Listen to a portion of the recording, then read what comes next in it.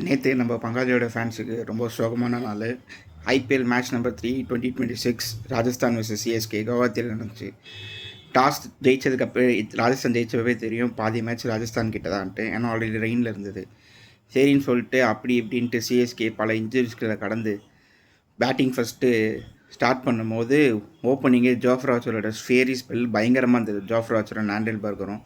So பால் swing ஆகும்போதே தெரியும் கொஞ்சம் பார்த்து ஆடணும்னு சொல்லிட்டு. பட் நம்ம பேட்ஸ்மேன்ஸ் சிஎஸ்கே பேட்ஸ்மேன்ஸ் என்ன பண்ணாங்கன்னா, டெஸ்ப்ரேட்டாக போயிட்டு நான் அடிக்கணும், ஏன்னா எங்களோட போலிங் லைன் அப் வீக்கப்பு, இதை நாங்கள் எக்ஸ்போஸ் ஆகிடுவோம் அப்படின்னு சொல்லிட்டு எல்லாருமே டெஸ்ப்ரேட் ஆகி அடின்னு அடிக்க ஆரம்பித்து பவர் பிளேலேயே 4 விக்கெட்டு விட்டுட்டாங்க.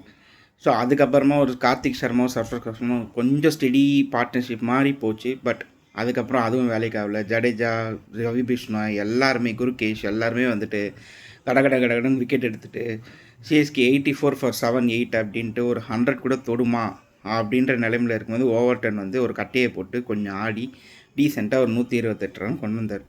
சரி, 128 ஓரளவு டிஃபெண்ட் பண்ண முடியுமான்னு கேட்டால் முடியாது தான், ஏன்னா நம்மக்கிட்ட இருக்க போலிங் லைன் அப்படி. சரி அப்படின்னு சொல்லிட்டு அதேமாரி ஓப்பனிங் ஸ்டார்ட் பண்ணால் வந்த உடனே சூரியவன்ஷியோட கேட்ச் ஒன்று ட்ராப் பண்ணாங்க.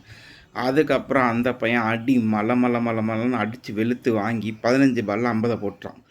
பேலன்ஸ் இருக்கிற ரன் அழகாக ரியான் பராகும் ஜெய்ஸ்வால் வந்து ஒரு ஸ்டெடி பார்ட்னர்ஷிப்பும் ஆடி ஒரு 12 ஓவர்லேயே மேட்ச்சை முடிச்சிட்டாங்க. மேட்ச்சை முடித்த உடனே சரின்னு சொல்லிட்டு நெட் ரன் ரேட்டை பார்த்தா -4ன்னு இருக்குது. சிஎஸ்கேவோட மேட்ச் எங்கே தோற்றாங்கன்னா ஆக்ஷன்லேயே தோற்று போயிட்டாங்க. ப்ராப்பராக ஒரு ஹிட் த டெக் ஹார்ட் த போலரும் இல்லை, ஒரு டெத் எண்டிங் போலிங்கும் இல்லை. ஸோ இது இல்லாமல் இந்த சீசன் போயிட்டு ரொம்ப கஷ்டம்தான். பிரசாந்த் வீரை அவ்வளோ காசு கொடுத்து எடுத்துகிட்டு எதுக்கு ஆட வைக்கலன்னு தெரியல. ஸோ இதெல்லாம் மறைக்க ஊர்வில் பட்டேல் நல்ல ஃபார்மில் இருந்தாப்புல. சரி, கார்த்திக் சர்மா உட்கார இருக்கக்கூடாது, 14 கோடி எடுத்துட்டோமே அப்படின்னு சொல்லி கார்த்திக் சர்மாவை வச்சு ஆட விட்டுருக்காங்க.